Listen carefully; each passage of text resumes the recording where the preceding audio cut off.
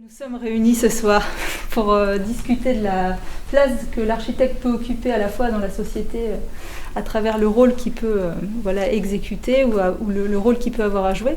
Et on va s'intéresser plus particulièrement à des projets avec une forte, on va dire, ambition sociale. Donc vous avez ici un double duo, un quatuor. Donc on a à votre gauche et à leur droite Édouard Maison, qui va représenter Nantes Métropole Habitat, et Loïc Daubas de l'agence Daubas Bel-Enfant, qui eux vont vous parler du projet Igloo. Donc vous verrez un projet autour des questions d'insertion sociale, de relogement, etc. Donc ça répond en effet à ces questions de comment l'architecte s'engage autour de ces projets. Et pour parler de ce projet-là, eh bien, nous aurons Patrick Moreuil pour l'agence Tetra, et nous aurons Quentin Coll qui représente l'association des eaux vives, qui eux vont nous parler du projet 5 ponts qui est sur l'île de Nantes, qui est aussi un projet, alors peut-être une autre échelle avec d'autres enjeux que le projet Igloo, mais c'est bien le pourparler entre ces échelles de programme et ces types de projets qui va nous intéresser. Donc vous avez à la fois des maîtres d'œuvre et vous avez aussi des représentants de la maîtrise d'ouvrage et de la maîtrise d'usage. Donc ça, c'était important aussi, je pense, pour l'ordre, de mettre en confrontation et en discussion à la fois ceux qui produisent l'œuvre et puis ceux aussi qui la commandent, qui accompagnent jusque dans ses usages. Et donc là, c'est Quentin Coll qui représentera cette maîtrise d'usage. Donc voilà, on espère que ça va aussi pour vous qui êtes plus dans la salle, peut-être architecte, étudiant en architecture, c'était l'occasion en fait d'ouvrir aussi la boîte noire de ces projets. C'est un type de commande particulier dont il va être question ce soir, dont on n'a pas toujours accès en tant que concepteur, mais aussi là, étudiant, futur architecte. Et donc là, l'idée, c'est bien de décortiquer le processus de projet. Donc, le dispositif Igloo, c'est donc insertion globale par le logement. On aura plus de temps tout à l'heure pour vous préciser le cadre global de cette opération. Donc juste pour que vous ayez une image sur Nantes, donc aujourd'hui à ce jour, 2 igloos ont été construits. Donc là, je vais vous montrer ces 2 opérations à travers des temporalités qui les représentent. Donc ici, sur cette photo et celle-ci, ça marche, c'est bien. Simplement pour vous expliquer que sur cette démarche-là, les futurs habitants travaillent sur le chantier. Et donc ils vont habiter des logements pour lesquels ils se sont investis en tant que salariés d'une entreprise d'insertion. Le but, c'est d'arriver à ce que ça ne se voit pas, le dispositif, pour 2 raisons. D'une part, c'est d'abord du logement social, ça rentre dans le patrimoine de Nantes Métropole Habitat. Donc l'opération ici, c'est sur le quartier ouest de Nantes, pas loin du pont de Cheviré, rue des Frères Ramieux, avec une question sur l'espace public, l'habitation, des habitations de format, ici c'est pour une seule famille, un T4, et puis on retrouve après des habitations plus sur des formats individuels. Vous voyez ici avec ce pont de Cheviré, donc l'intérêt et l'important, et c'est là toute la nuance, c'est de trouver une inscription dans un quartier, afin que ces futurs habitants puissent être acceptés sans peur vis-à-vis des publics classiques qu'on a. On est là sur un public, on appelle ça du logement très social, dans le sens où ils n'ont pas accès au logement social classique. Ils n'ont pas d'adresse, des fois pas de carte d'identité. Donc ils vivent avec des dispositifs qui sont très très modestes. Et donc là, c'est la première marche pour leur permettre ensuite, potentiellement, d'accéder sur du logement social. Deuxième opération, on change de quartier. On va donc route de Paris. Là aussi, vous voyez une inscription dans un tissu individuel sur le voisinage. Une logique aussi de réalisation au sein de ce quartier où on ne voit pas forcément l'opération parmi le reste. Une problématique autour de la construction de qualité en logement ossature bois, avec toute une réflexion qui est portée sur le parcours des habitants au sein des logements. Donc ça, on l'a à chaque fois sur les 2 dispositifs. Le but, c'est de lutter contre la solitude, et donc de ne pas se retrouver seul dans son logement. Et donc tout le parcours d'accès au logement est donné en visibilité vis-à-vis des autres habitants. Et à partir du moment où on a remis les clés, on a pu rentrer dans un dialogue beaucoup plus simple. Finalement, l'objectif était atteint. Nous, notre problématique était de les amener à se remobiliser pour pouvoir ensuite habiter et avoir cet appui-là fort. Et on a pu voir que finalement, pour eux, c'était vraiment la question de l'accès au logement qui était le début du commencement de leur vie future. Voilà pour faire synthétique. Nous, on va présenter un projet qui est assez différent, mais en même temps qui touche des publics aussi sensibles. Donc là, on parlait d'engagement, c'est un réel engagement. Donc nous, le projet 5 ponts, pour raconter un peu son histoire, d'abord, c'est un projet qui est porté par les Eaux Vives, c'est l'association que tu représentes. Merci. Parfait. Donc, projet 5 ponts, c'est un projet qui visait avant même de parler d'un lieu, c'est un projet qui a existé un petit peu en montage. Alors, nous, on n'était pas encore là, maîtrise d'œuvre, avec la ville de Nantes, le CCAS, les Eaux Vives, et il y a eu un porteur de projet, enfin, non, pas un porteur de projet, pardon, une maîtrise d'ouvrage déléguée, qui est CDC Habitat, et qui a porté, on va dire, l'ensemble du projet. Le but du projet, c'était de réunir l'ensemble des structures d'accueil des sans-abri qui étaient aujourd'hui et avant éparses un petit peu dans la ville. Donc il y avait ces structures existaient, c'était le restaurant de la Clairefontaine qui était sur le quai de la Fosse, c'était la halte qu'il y avait pas très loin d'ici. Voilà. Bon, il y avait plein de structures comme ça et l'idée, c'était de les réunir vraiment dans un lieu afin de raccourcir le temps, on va dire, le temps pour permettre à ces accueillis, à ces personnes voilà, en errance, de se reconnecter petit à petit à une vie, à une sédentarité. Voilà. Donc l'idée, c'était de réduire ces temps-là et puis de favoriser le travail d'intégration de ces personnes à la société. Donc c'était un vrai pari, ça n'existe pas en France. Donc c'était sur l'île de Nantes, c'est pour ça que l'île de Nantes, ça commence toujours par une fiche de l'eau de la Samoa. Donc ça commence, voilà ce qu'on reçoit de la part d'Admis de Point.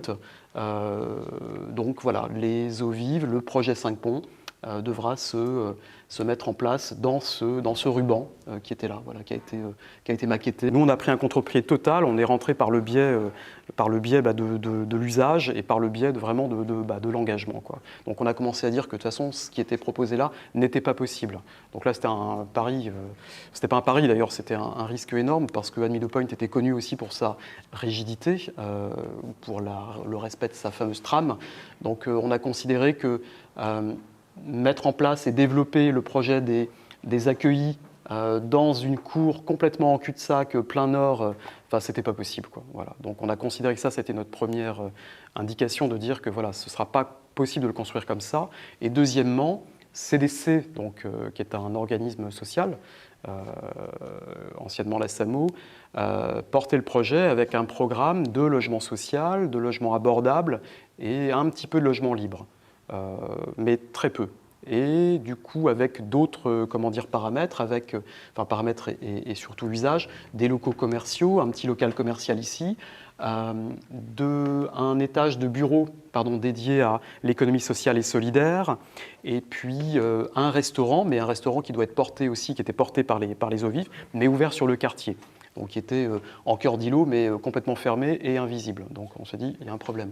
On s'est dit, il faut absolument que ce projet-là dépasse le cadre de l'accueil des sans-abri, dépasse complètement le cadre de l'accueil de la pauvreté.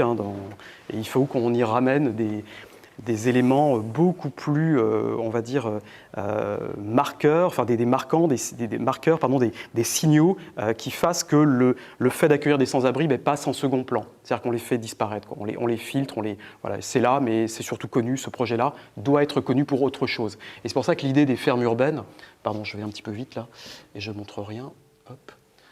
Donc ça, c'est le plan masse qu'on avait proposé, où on avait fait sauter complètement la manivelle ici, et en ouvrant complètement cette cour pour l'ouvrir.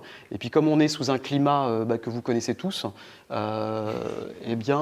il avait été décidé de faire des grandes voiles, une grande voile déjà qui réunit et qui permettent de se mettre à l'abri déjà dans un premier temps, et une autre voile qui devait se mettre en œuvre dans le jardin pour filtrer un petit peu les vues, pour que les publics puissent être un peu se cacher, en tout cas ne pas être exposés. Ça, c'était le premier élément, donc cette grande voile. Et le deuxième, c'était d'implanter sur les toits une ferme urbaine, parce qu'on ça fait longtemps qu'on travaillait dans les domaines de l'alimentation et puis du végétal. Donc l'intention, alors ça c'était les images qu'on avait produites, voilà, c'était ça l'intention. L'intention de départ, donc c'était un peu hors site, un peu irréel, mais l'ambition portée était celle-ci. Et Et pour ça, voilà, ça nous semblait très important. Voilà, si un projet arrivait à développer autant de serres, autant de surface, une ferme urbaine avec une visibilité de dingue, bah, le projet finalement des sans-abri, bah, voilà, il était là, mais oui, bon, bah, il était là. Et c'est surtout pour ça qu'on voulait le connaître. Ça, on est super content de cet espace-là. Voilà, c'est la vie, voilà, qui s'installe. C'est les eaux vives qui ont investi cet espace-là. Il devait être en résonance avec le magasin ou le commerce qui était là, mais le commerce est au vide aujourd'hui aussi. Donc on n'a pas pu encore avoir ces liens. La serre est parfaitement vide, et j'en termine avec ça. Une dernière chose, mais j'y reviendrai aussi tout à l'heure, on avait aussi voulu, parce qu'on avait proposé 3 serres au départ, il devait y en avoir une 3e ici, on nous a dit bon, vous êtes gentils, mais là on va peut-être arrêter. Donc on s'est dit bah, ok, mais alors à ce moment-là on va faire des logements d'exception pour que vraiment on puisse mêler vraiment les publics.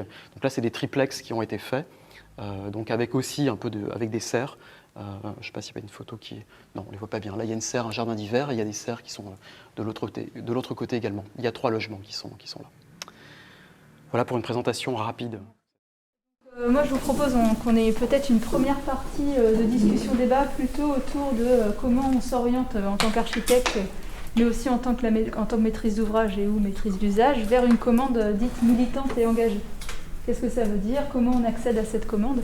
Peut-être dans un premier temps, donc avant de passer à un extrait vidéo, Gaël, bientôt c'est à toi, mais pas tout de suite, j'aimerais bien vous entendre les uns les autres et puis peut-être donner plus particulièrement la parole à Édouard Maison et Quentin Coll, Quentin et Édouard, sur justement la question de l'engagement et comment depuis les places que vous occupez dans la fabrique de l'espace, donc là à côté de la maîtrise d'ouvrage auprès d'un bailleur social et auprès de la maîtrise d'usage, en gérant une association, comment en fait on se retrouve à être engagé sur ce type de projet et comment individuellement, mais aussi parce qu'on représente une institution, quel type d'engagement on porte. Voilà. Si ça vous va de répondre peut-être d'abord tous les deux et puis ensuite Loïc et Patrick si vous voulez rajouter des choses vous en tant qu'archi. Il faut revenir 7 ans en arrière, à peu près 7 à 8 ans en arrière. C'était surtout l'initiative de rencontres de personnes qui ne sont plus au sein de Nantes Métropole Habitat et également de la ville, puisqu'aujourd'hui on parle de Loïc pour la partie architecte et donc dans Nantes Métropole Habitat, mais il y a aussi un tierce intervenant qui était force de proposition et d'initiative, c'était la ville de Nantes et par le biais du CCAS ou alors d'anciens bureaux à la ville.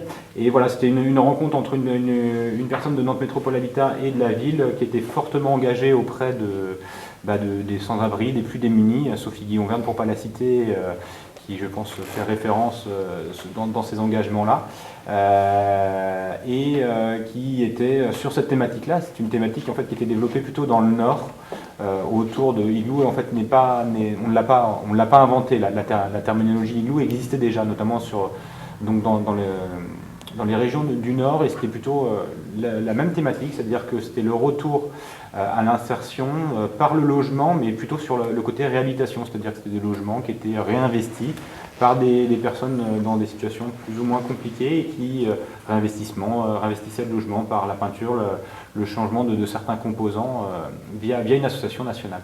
Et du coup, la thématique a été reprise par ces personnes-là et donc est arrivée assez facilement auprès de Nantes Métropole Habitat, puisque Nantes Métropole Habitat, c'est 25 000 logements. C'était un Nantais sur 6 qui habite Nantes Métropole, qui est de la ville de Nantes qui habite Nantes Métropole Habitat. Et du coup, voilà, on est aussi en lien avec toutes les entités, avec les OVI, avec plein d'associations pour l'insertion via le logement. On a beaucoup de connexions et du coup, il y avait un sens en fait à ce que Nantes Métropole Habitat porte parmi notre production de logements, ces thématiques. Et voilà, en fait, c'était pour lutter, on pourrait faire la transition assez facilement pour lutter contre le mal logement. Ça fait partie de nos engagements sociétals auprès de ce type de public. Et c'est mis en place assez facilement le projet. Alors après, on pourra peut-être reparler de la méthode, etc. Je pense que ce qu'il faut surtout noter dans ce type de projet-là, c'est que l'objectif, il n'était pas d'accompagner des personnes vers l'emploi, mais c'est un public qui est très fragile, très éloigné de la notion du logement, de la notion du vivre en collectivité, de la notion du travail. Et l'objectif, en fait, c'était le travail, mais comme une solution, comme une piste, une réflexion vers la réinsertion au sens large. L'objectif n'était pas de former un plaquiste, n'était pas de former un menuisier. L'objectif était de redonner pied à des personnes qui étaient éloignées en fait, de toute convention un peu plus classique. Et voilà, après on pourra parler des résultats, mais sur les 2 projets, moi au niveau technique, j'en entends pas parler. C'est-à-dire que le vivre ensemble, il est plus que validé sur cette thématique-là.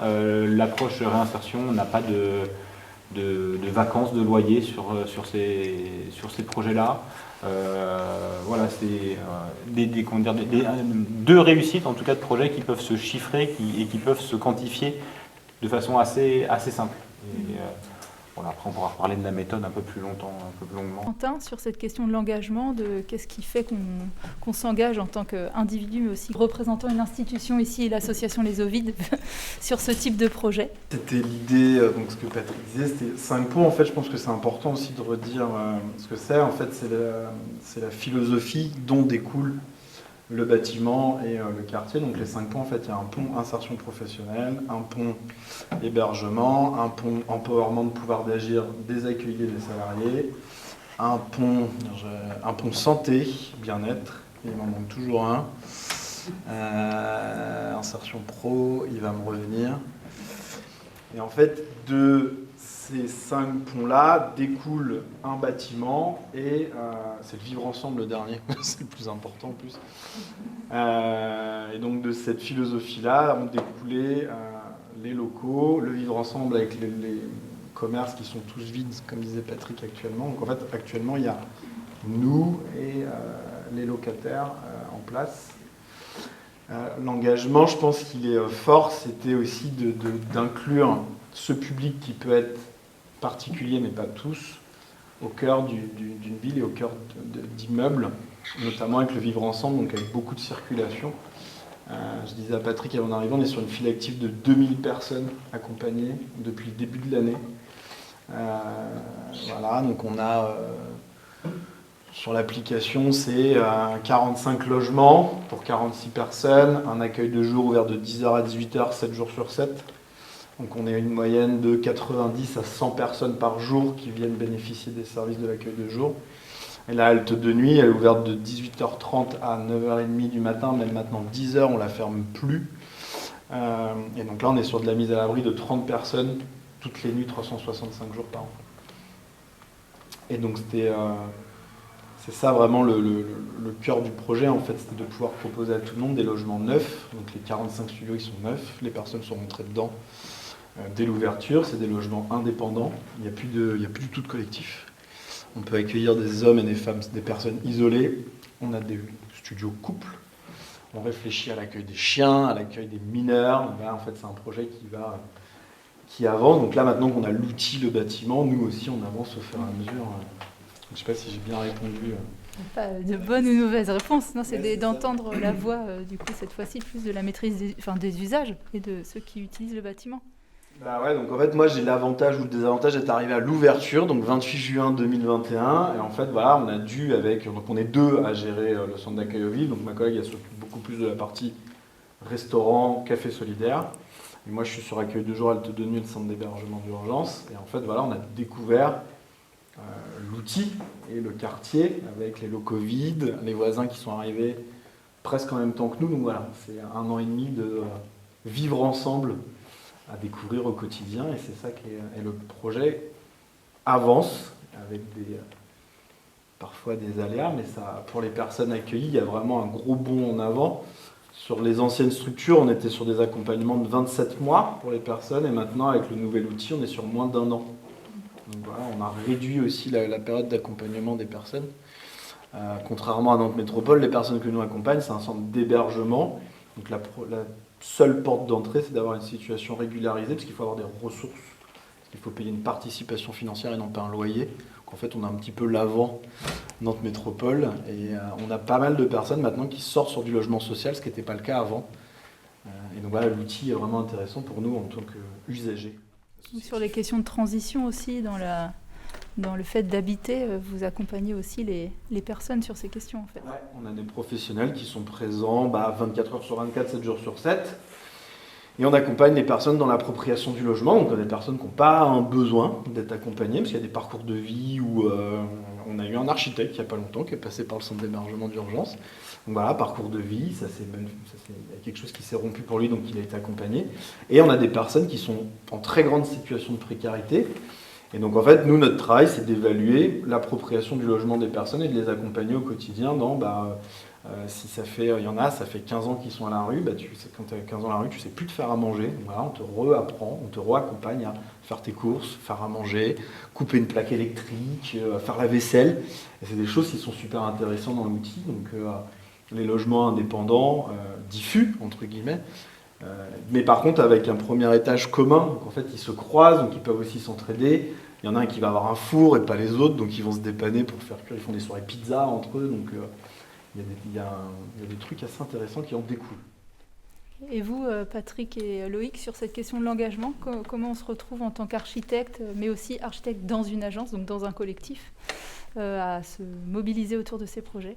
Si on me posait la question quels seraient les projets sur lesquels je sens l'intérêt de mon métier, je citerais en numéro 1 l'opération Igloo, la démarche Igloo. Donc c'est-à-dire que ça répond à la fois à notre formation initiale qui est l'acte de bâtir, mais avec la capacité de voir un résultat auprès des habitants. Et c'est clair que sur de multiples contextes, celui-ci, on voit que le fait d'intégrer cette problématique-là, donc d'habiter, et le titre est bon, habiter pour exister, dans notre cas à 100%, c'est-à-dire qu'on donne la capacité à ces personnes à exister parce qu'ils trouvent le logement. Et donc en tant qu'architecte, de voir l'importance que peut porter le fait d'avoir une adresse, un toit, un lit, et vraiment répond à la question, enfin à la posture que moi j'attends de l'architecte, c'est-à-dire d'être utile au sein de la société et de pouvoir faire progresser cette société-là auprès de tous les publics, et ce public-là en particulier, qui est un public qui initialement n'imagine même pas une fois rencontrer un architecte. Quand on fait les premières réunions, nous on a la capacité à les accueillir à l'agence pour juste leur montrer un peu le cadre de travail dans lequel on est. Et, on a toujours ce sentiment, enfin on perçoit le sentiment d'une distance, dans le sens où ils disent mais on ne connaît pas votre métier, on pensait que c'était que pour les riches, etc. Et donc on essaie de délimiter les frontières, limiter les filtres et faire progresser la réflexion qu'on peut apporter pour qu'ensuite eux se sentent bien dans leur logement. Donc cette notion d'engagement, je la vois vraiment sur le fait qu'on a une sorte de raccourci entre nous, notre travail, et les destinataires, quoi. Et le terme qu'on utilise un petit peu entre nous, vous pouvez dire habiter pour exister, nous, le terme qu'on utilise c'est plutôt construire pour se reconstruire. Et on a pu voir la concomitance des temps entre une opération Igloo qui dure 2 à 3 ans, et puis finalement le temps de reconstruction des personnes qui sont impliquées. Et on voit que ces deux temporalités-là, amenées en parallèle, arrivent à des résultats qui sont vraiment intéressants. Le fait que ces personnes puissent se mobiliser, alors on l'a vu, si c'est trop long, ça ne marche pas. Si c'est trop court, ça peut ne pas marcher.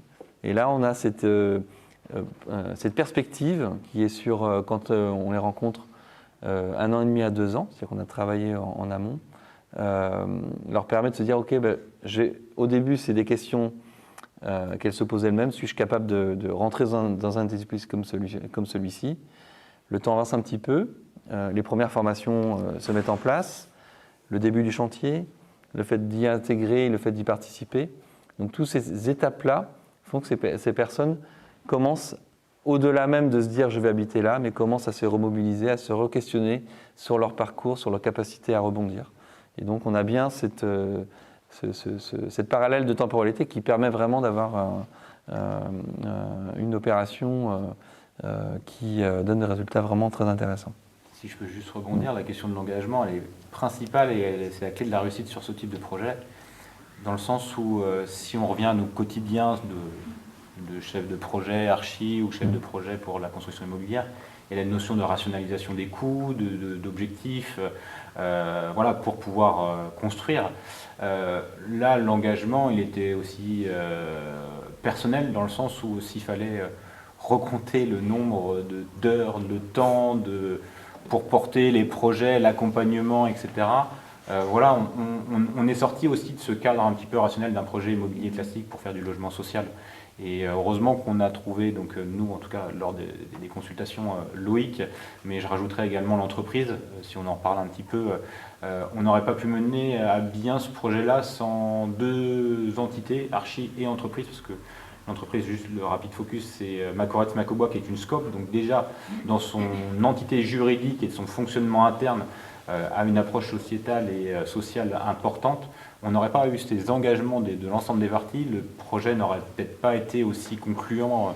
Voilà, et je pourrais rajouter les autres acteurs, hein, mais voilà, donc cette notion d'engagement a été primordiale pour le succès des opérations.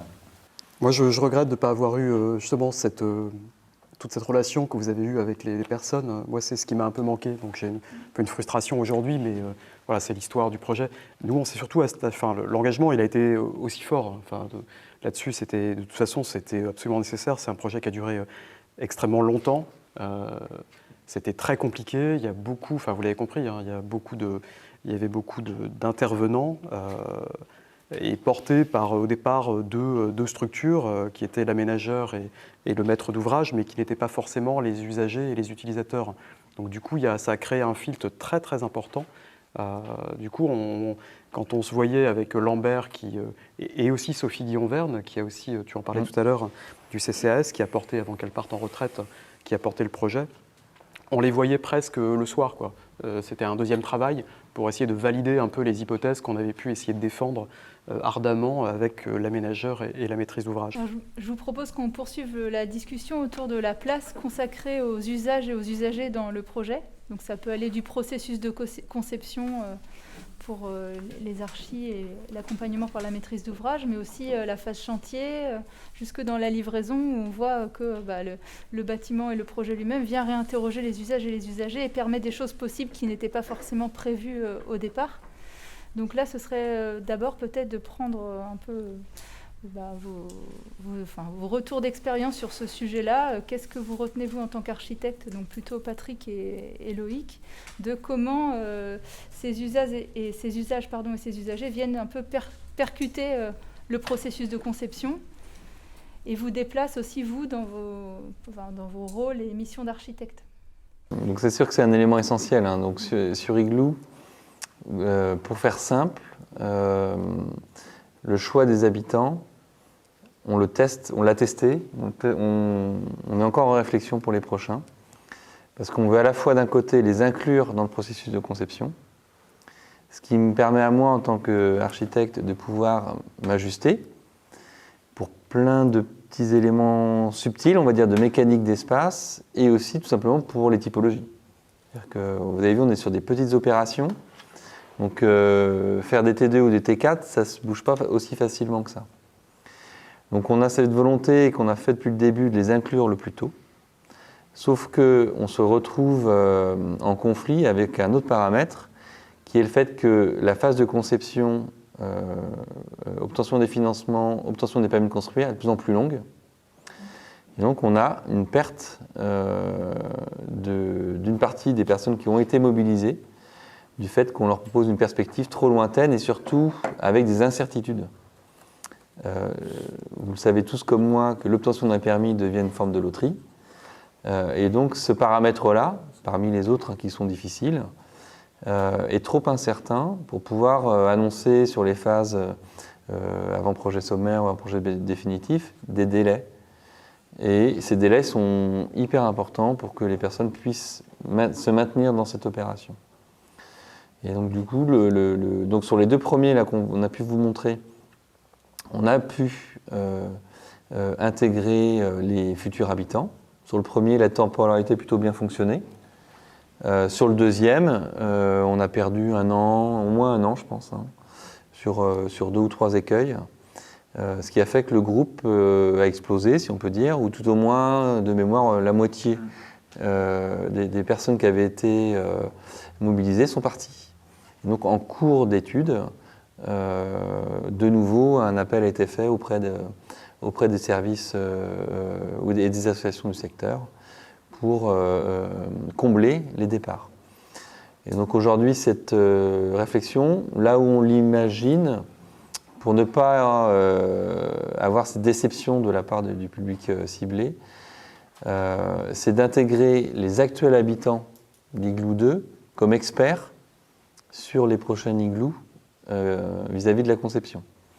Du fait qu'eux ont connu cette phase initiale et surtout habitent dans les lieux et puissent aider l'architecte afin d'incarner un peu plus les attentes.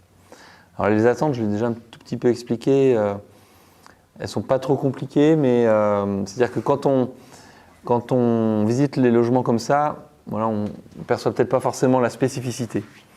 Mais elle est vraiment importante dans le sens où des personnes qui sont habituées à vivre ailleurs que dans un logement ont un parcours, une notion d'habiter qui est vraiment spécifique, quoi.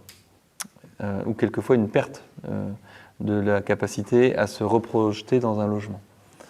Et donc c'est sur ce travail-là qu'on pense la conception. Sur Igloo 2, par exemple, il avait été question, on avait la possibilité d'avoir des logements, donc de mémoire au moins 2 logements, qui avaient une entrée indépendante directement sur rue. Donc ça, c'est des choix qu'on fait en comité de pilotage, je vais vous expliquer après le processus. Et donc, enfin, on s'est tous dit qu'évidemment, on ne voulait pas faire ce dispositif-là, c'est-à-dire de rendre les choses trop individuelles et rendre ce parcours finalement vers, on va dire, du commun au logement trop petit, trop réduit. Et donc on a volontairement effectué une entrée commune, le passage sous un porche, le fait de contourner le bâtiment pour avoir le plus longtemps possible un circuit commun et retrouver ensuite un logement qui puisse avoir un accès à l'extérieur très rapidement. Donc à la fois pour les rez-de-chaussée, y compris les chambres, qui peuvent du coup, n'ont pas de fenêtres mais ont des portes, qui peuvent permettre d'accéder tout de suite à l'extérieur. Et ça aussi, c'est les retours d'expérience qu'on avait à la fois des associations qui font du suivi social, et puis de la part de Sophie Guillon-Verne notamment. Et dans le cas des étages, donc, vous voyez qu'entre le 1 et le 2, il y a des petites subtilités. Sur le 1, on n'avait que des rez-de-chaussée ou un logement en duplex. Sur le programme d'Igloo 2, on a des logements à étages. Et donc sur les étages, il y avait cette capacité à sortir très vite sur le palier qui, lui, est en extérieur. Et donc avoir cette relation on va dire à l'air, à l'eau, au vent, très rapidement. Et là aussi, dans cette capacité à ne pas renvoyer cette solitude à ces circulations qui nous éloignent de la réalité que ces personnes connaissent très bien pour certaines. Hein. C'est face à un public assez spécifique que ça avait été réfléchi. Sur Igloo 3, dans ce qu'on a comme piste de réflexion, c'est d'agréger ce public-là avec un public logement social classique. Et donc de peut-être aller sur une capacité à faire du R+3, R+4. Donc cette relation au jardin est peut-être moins recherchée, mais par contre toujours avoir le dispositif de sortir et d'être dans un espace commun par niveau. On va dire un espace de circulation amélioré pour qu'on ait une relation à l'extérieur et une relation au voisinage. Et donc ces éléments de conception, ils sont testés, ils sont échangés, ils ne sont pas figés, mais ils sont le reflet d'un public un peu spécifique. Et quand je dis un public un peu spécifique, c'est une généralité par rapport à un public qui est très divers. On peut avoir des personnes qui n'ont pas du tout de problématique par rapport au fait d'habiter, comme on peut en avoir certaines qui vivent à la rue ou en squat depuis une dizaine d'années. Et donc l'enjeu est de trouver le dispositif de conception qui s'adapte le mieux à ces publics assez différents, quoi. Pour enchérir en fait, hein, c'est que ce qui est intéressant, c'est que tout à l'heure vous l'évoquiez, c'est la maîtrise de l'espace en fait. Autour de la table, dans les premiers comités de pilotage, on avait donc l'architecte, on avait des représentants d'associations, puisqu'à l'époque on travaillait avec c'était Saint-Benoît-dans-Labre et l'AISL, qui sont tous les deux gestionnaires aussi d'espace, de logements d'urgence, etc. Et au final, l'espace, la gestion des espaces a été, et puis dans Métropole Habitat, avec nos services de proximité, la notion de la gestion de l'espace était primordiale. C'est-à-dire que c'est des publics qui peuvent avoir tendance à occuper des espaces avec certains travers que le gestionnaire va avoir certaines complexités à maîtriser. C'est-à-dire que par exemple, un espace privatif, on pourrait se dire, c'est des petits pavillons, un jardin, on a tout de suite envie de le donner au logement. Si on était sur nos conventions plutôt de concepteurs de logements classiques, abordables, social, peu importe, on a envie de donner un petit bout de lopin de terre individuel avec grillagé, avec le logement. Et là, certaines réflexions sont un peu inversées dans le sens où si on le donne, il va falloir le gérer, il va falloir éviter les encombrements, il va falloir éviter les désordres d'usage, etc. Et en fait, toutes ces dispositions-là, en plus de la circulation, les espaces, on retourne tous ces éléments-là pour éviter justement d'avoir des résiduels d'espaces, de surface qui ne sont pas maîtrisés par le collectif au sens large et également par les tiers qui sont les gestionnaires. Quand on vient circuler, nos agents, on priorise la gestion avec des agents de Nantes Métropole Habitat et pas des sous-traitants, pour justement que tous les espaces peuvent être investis par le jardinier pour s'éviter certains désordres. Et en fait, ces dispositifs-là, qui étaient des dispositifs de conception, en fait, en sont maintenant devenus en fait, le cahier des charges pour nous, pour Igloo. C'est-à-dire qu'aujourd'hui, on a le cahier des charges de l'implantation des projets, et ce cahier des charges-là autour des espaces logements, des cellules, de leur conception, mais également des espaces extérieurs. Après, c'est notre conception, en tout cas au sein de l'NMH, mais ça pourrait être repris par d'autres bailleurs ou par d'autres entités. C'est la façon dont on voit la réussite d'Igloo. Et c'est là où ça devient un peu le paradoxe, c'est que ça vient se confronter à la réalité du plume, à la réalité de l'organisation foncière, en fait, mais de la métropole. Et aujourd'hui, par exemple, si on parle du numéro 3, on a 3 ou 4 grandes thématiques qui conditionnent la réalisation d'un projet Igloo, c'est-à-dire la centralité et la proximité des services et des transports en commun. Igloo 1, Igloo 2, à 100 mètres, il y a un chronobus ou un tramway. À 500 mètres, on a la maison de quartier, une mairie annexe, un pôle de commerce, une vie pavillonnaire, etc. Et la problématique aujourd'hui pour nous, c'est de réussir à péricliter ces projets-là avec des emprises foncières qui sont de plus en plus rares intramuros. Des projets où le plume s'oppose un petit peu à ces espaces de coursifs, ces espaces assez ouverts sur l'extérieur, et puis avec une notion aussi de coût de construction qui vient s'opposer à tout ça. Et c'est pour ça aujourd'hui qu'on a du mal en fait à péricliter, à trouver assez rapidement un Igloo 3. Ça fait un moment qu'on travaille sur des projets et qu'on a du mal. Et en fait, c'est ce cahier des charges qu'on se veut un peu exigeant, qu'on s'impose et qui fait que ce ne soit pas aussi simple que de sortir des projets, parce que très rapidement, on pourrait vendre ça à un aménageur, intervenir sur Doulon-Gohard, Bautière-Chénet ou quoi que ce soit. Mais en tout cas, je pense que ce n'est pas dans la volonté du comité de pilotage, et en tout cas de la façon dont on a mené Igloo, parce qu'aujourd'hui, on ne retrouverait pas ce qu'on a... Enfin, on a vu Gérard qui était le voisin, et que c'est le meilleur exemple, c'est que toutes les deux emprises foncières sont des emprises foncières aussi dans un tissu pavillonnaire qui est... habitué à croiser une mixité de population.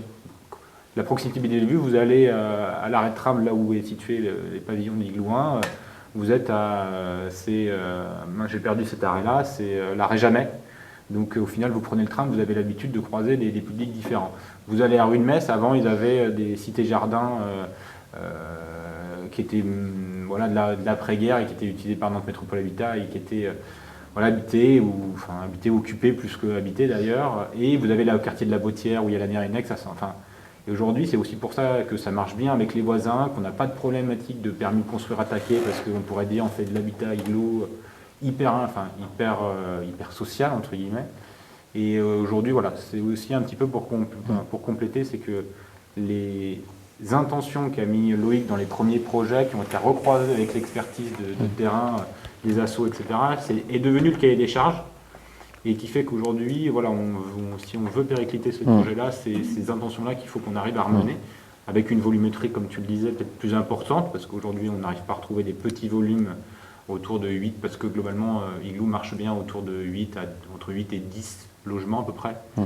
On voudrait le mixer avec un autre, mais c'est cette complexité-là, en fait, qui vient se péricliter avec la volonté de massifier. Aujourd'hui, les projets immobiliers, vous êtes rapidement... 50, 60, et encore je parle de petits projets, aujourd'hui on est plutôt à 80, on veut massifier, effet de bloc, effet de masse, donc c'est aussi des difficultés qui émanent de ces approches fonctionnelles, on va dire. C'est vrai que la place des usagers, elle est pensée aussi dans le quartier, et c'est vrai que le choix du foncier, il était fait principalement pour ça. Et dans les deux cas montrés, effectivement, c'était des parcelles qui étaient déjà habitées. Alors habitées dans des contextes effectivement d'extrême pauvreté. Et finalement d'essayer de retrouver des contextes similaires où on sait qu'on est dans une dynamique positive où à la place de logements, enfin c'est même plus de logements, enfin de l'occupation ultra précaire, on amène une proposition avec de l'habitat social. C'est une amélioration qui fait que les projets sont acceptés. Il y a eu des tentatives sur d'autres quartiers. Les services de la ville sont mobilisés pour définir des fonciers disponibles. Dans les paramètres numéro 1, c'est l'acceptation du logement ultra-social, très social, dans des quartiers qui n'en ont pas. Et donc ça, c'est une vraie difficulté. Et donc cette place des usagers, elle est pensée au titre de l'occupation de la parcelle, mais elle est évidemment pensée à l'extérieur, et c'est la question des recours, des permis de construire sous-jacent. Et donc le fait de rendre complètement impossible ce type d'opération dans les quartiers qui seraient, comme on le sait malheureusement, attaqués assez facilement, quoi. Ce qui est intéressant dans ce que vous dites, c'est aussi comment le projet ou le processus, en tout cas, peut être un espace d'invention aussi qui vient re-questionner à la fois les démarches. Là, on se retrouve à avoir un processus de conception qui devient un cahier des charges. Donc ça, quand même, dans le rôle que peut tenir l'architecte en lien avec la maîtrise d'ouvrage, bien sûr, hein, c'est une équipe. Et ça, c'est quand même, je trouve, assez intéressant à retenir. Et c'est aussi comment en fait, à mesure que vous êtes en train de fabriquer le projet, de le réaliser, ça devient aussi une source d'apprentissage, à la fois à quel usager on a affaire, donc quel répertoire aussi d'actions spatiales on peut se doter en tant qu'architecte, comment le projet vient nous enrichir aussi en tant qu'architecte, et comment il vient aussi re-questionner la manière dont la maîtrise d'ouvrage est amenée à travailler. Enfin, elle-même, c'est aussi parce que Nantes Métropole Habitat a cette capacité à tirer des leçons et des enseignements des projets. Donc c'est aussi parce qu'il y a une entente ou une écoute à cet endroit-là. Et aussi d'aller aussi à se dire, alors oui, mais jusqu'où ce modèle-là est reproductible, et peut-être qu'il n'est pas nécessairement tout le temps reproductible, et d'identifier, en fait, c'est clairement tirer des leçons, et le projet devient lui-même une leçon, en fait, et d'architecture, et à différentes échelles aussi. Donc ça, je trouve ça assez intéressant dans ce que vous dites, en tout cas, de ce que ça révèle du rôle et de la place que l'architecte peut tenir dans ce type de projet. C'est un processus itératif, hein, c'est-à-dire qu'on remet en question les éléments qui ont pu être posés, les éléments qui sont problématiques ou qui ont été ciblés comme problématiques, ou tout au moins à améliorer. Comme je vous ai évoqué la question de la sélection et la temporalité des occupants. La manière dont ce processus est alimenté, c'est par la mise en place d'un comité de pilotage, tout simplement. Mais il y a une règle de base, donc ce comité de pilotage, on a tous les acteurs. Donc Nantes Métropole Habitat, CCAS, entreprises, architectes et associations d'insertion. Et ce comité de pilotage se réunit, en moyenne, c'était une fois tous les 6 semaines. Et c'était pour nous, et c'est ce qui s'est démontré, la garantie que ça fonctionnerait, c'est si ce noyau-là ne se défaisait jamais. Et face à un public, on va dire fragile, on savait que le moindre écueil, le moindre grain de sable, le moindre élément qui n'avait pas été anticipé était un risque que le groupe ne fonctionne pas ou que des personnes partent. Et donc ce comité de pilotage, entre le 1 et 2, on l'a fait évoluer, dans le sens où on a voulu aussi que l'accompagnement il puisse se poursuivre au-delà de la réception du chantier, qu'on puisse se revoir quelques mois après, 2 ou 3 fois, qu'on puisse savoir comment ça fonctionne. Et sur le temps d'accompagnement du processus social, celui-ci aussi a été augmenté. Donc effectivement, on travaille avec des personnes qui ont un accompagnement dédié. Il y a une forme d'expérimentation, il y a cette réflexion d'essayer de l'améliorer pour avoir quelque chose qui répond mieux aux attentes et à ce public qu'on ne maîtrise pas très bien spécifiquement. Ce qui peut être noté aussi, c'est de l'expérimentation. Au final, c'est devenu aussi une base solide en fait aujourd'hui. Si je reprends 2-3 points en fait de Igloo 1, on est reparti sur des T1 bis. À l'époque, donc il y a une dizaine d'années, sur les premiers éléments de pré-programme, le T1 bis était complètement pas souhaité de l'office. Donc Métropole Habitat, parce qu'on avait des mauvais écueils de l'occupation des studios, on parlait de forte précarité de ces logements-là. Et il s'avère qu'aujourd'hui, si on reprend le PLH actuel, en fait, les petites typologies, c'est-à-dire ces T1 bis qui ne sont pas des studios, mais qui sont des petits T2, a fait sa réapparition sur la dernière version du PLH. Et nous, aujourd'hui, en fait, sans l'avoir souhaité, en fait, Igloo 1, Igloo 2 nous a permis d'avoir des bases pour développer l'habitat participatif au sens large. Et aujourd'hui, la démarche d'habitat inclusif, parce qu'en fait, participatif, inclusif, au final, Igloo pourrait mélanger les deux approches participatives et inclusives. Et on est reparti beaucoup de certaines bases, certaines approches méthodologiques, en fait, sur des projets qui sont aujourd'hui hyper courants, où on a été beaucoup poussé par les aménageurs et par les différents services pour faire ces projets-là. Oui, voire même ça vient aider à re-questionner la règle d'urbanisme, quoi. Ok, Patrick, est-ce que toi aussi tu... Oui, il y a pas mal de similitudes et d'échos, effectivement, sur tout un tas de paramètres. Après, nous, la différence, c'est que, enfin, en tout cas, maîtrise d'œuvre, avant qu'on rencontre vraiment les eaux vives, et d'autant plus les usagers, on avait fait beaucoup de rencontres au moment de l'élaboration du projet, dans les structures que les eaux vives avaient, notamment à la Clairefontaine, etc., etc. Donc on a rencontré un public, mais ce n'était pas le public qui allait finalement utiliser les lieux.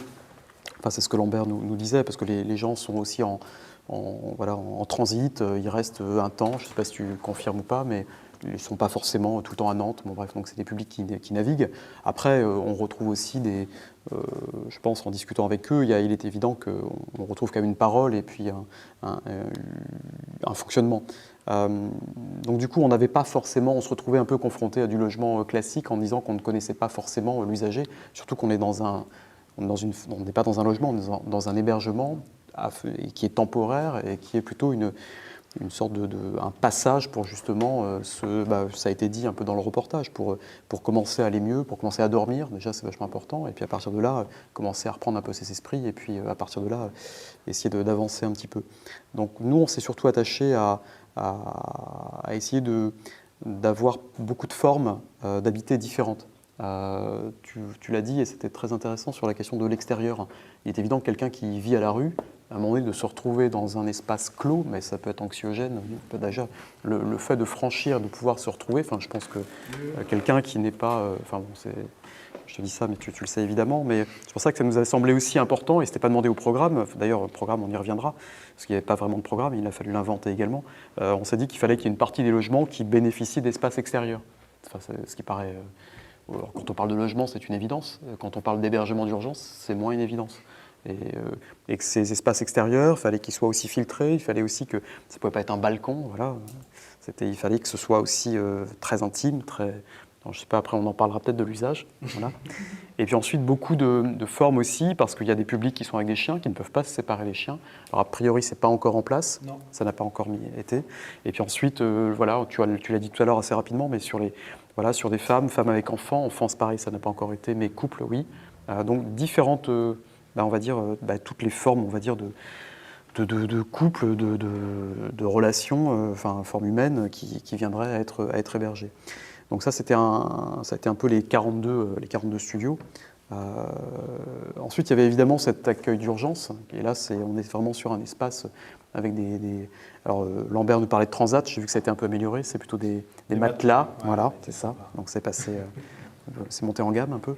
Mais ça veut dire que du coup, on se retrouve dans un contexte d'îlot avec toutes les formes, mais alors du matelas posé à terre, sorti le soir et rentré le matin, au logement. On en a parlé tout à l'heure un petit peu rapidement, mais les 3 logements un peu d'exception, c'était aussi important pour nous qu'il y ait cette grande diversité, quoi, et qu'il y ait aussi un peu non pas de frottement, mais de la rencontre, voilà, et que ces gens-là soient intégrés à un ensemble. L'idée qu'on avait au départ, c'était l'immeuble de rapport. On habite tous le même immeuble. Voilà, alors on habite peut-être l'étage noble, les étages, et puis parfois, on habite aussi les toits. Donc ça s'est un peu inversé. Et si les uns les autres, il y avait une leçon que vous retenez, il y en a sans doute plusieurs, mais une que vous aimeriez partager avec l'Assemblée? Moi, je vais juste parler d'un élément, c'est une prolongation. C'est-à-dire que Igloo, voilà, c'est quelque chose qui existe, qui suscite beaucoup d'intérêt. Je ne compte pas le nombre de visites qu'on a fait, d'interventions. Et c'est vrai que c'est un vrai maillon. Le maillon des eaux vives est essentiel. Aujourd'hui, moi, je travaille avec Trajet, donc c'est l'association d'insertion sur Igloo 2, sur de l'habitat mobile d'urgence. Et on voit qu'effectivement, autour de l'habitat et du logement, existait dans toutes ces capacités à trouver des dispositifs. Voilà, ça en fait partie. Igloo en fait partie. Il l'alimente. Il l'alimente, je dirais, trop au regard du nombre de constructions que ça a généré. On peut le dire ici, la ville de Rennes est venue, elle a eu le tapis rouge et elle a enterré le projet. La proportion entre la sollicitation et la mise en œuvre est malheureusement trop triste quand on sait les résultats que ça procure. Mais tout au moins, c'est une démonstration que la question du logement, quand elle est posée comme un outil social, c'est une vraie réalité et c'est une vraie capacité à y répondre. Et je pense que tant sur le travail fait sur le 5 ponts que sur le travail d'Igloo, c'est des écarts par rapport à la production classique, mais qui démontrent que ces écarts sont nécessaires et indispensables pour bâtir une société plus juste, tout du moins, qui intègre tous les habitants. Et vous, Patrick et Quentin, est-ce qu'il y a une leçon en particulier que vous voulez faire part à l'Assemblée? Non, moi je retiens, c'est une longue aventure, hein. Bon, vous l'avez senti, j'en suis que partiellement satisfait, mais bon, ça, avec le temps, je pense que chacun prendra sa place et puis du coup ça permettra de faire vivre le projet comme on a pu l'imaginer, ou pas, mais on verra bien. Après, non, on se rend compte quand même que tout est fragile, quoi, et ça tient vraiment à l'engagement de certaines personnes. Enfin, moi, il y a ce projet-là, il y a 3-4 personnes qui l'ont porté, et ce n'étaient pas les personnes qui étaient les plus, on va dire, en responsabilité à ces moments-là, quoi. Mais sans eux, on n'aurait rien pu faire. Et malheureusement, elles n'ont pas pu aller au bout de l'expérience, et tout ça, c'est fragile, quoi. Voilà. Mais en même temps, c'est avec l'engagement qu'on arrive, il faut être convaincu, il faut être engagé, et je pense que c'est comme ça qu'on arrive à faire sortir les projets, des projets un peu qui sortent un peu des sentiers battus, quoi. Et rien n'est jamais gagné, hein, jusqu'au bout.